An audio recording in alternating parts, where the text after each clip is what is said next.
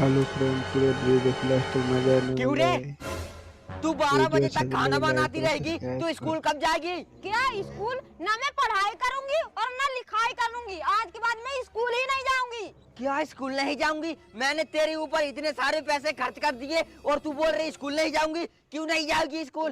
मुंबई में मेरा नाम लिखवा दिया, रोज रोज पैदल जाऊं, नहीं जाऊंगी मैं। अच्छा, तो तेरे लिए हेलीकॉप्टर खरीद दूं जब जाएगी तू स्कूल। बाप दादा मर गए साइकिल से स्कूल जाते जाते, इन मैम साहब को चाहिए हेलीकॉप्टर। चुपचाप स्कूल चली जा। तू क्या मेरे लिए हेलीकॉप्टर खरीदेगा? मेरी पूरी फ्रेंड स्कूटी से जाती है स्कूल। मेरे लिए भी स्कूटी खरीद दो, जब जाऊंगी, वरना नहीं जाऊंगी। स्कूटी? अरे कल उठी, तुझे पहले बताना चाहिए था ना कि ये स्कूटी फिस्कूटी तो मेरे हाथ का मैल है मैल। अच्छा वो सब छोड़, ये बता तुझे कौन से कलर का स्कूटी चाहिए? मुझे किसी भी कलर की स्कूटी चल जाएगी, लेकिन आप मेरे लिए स्कूटी ला दो ताकि बगल वाला लड़का मेरी स्कूटी को देख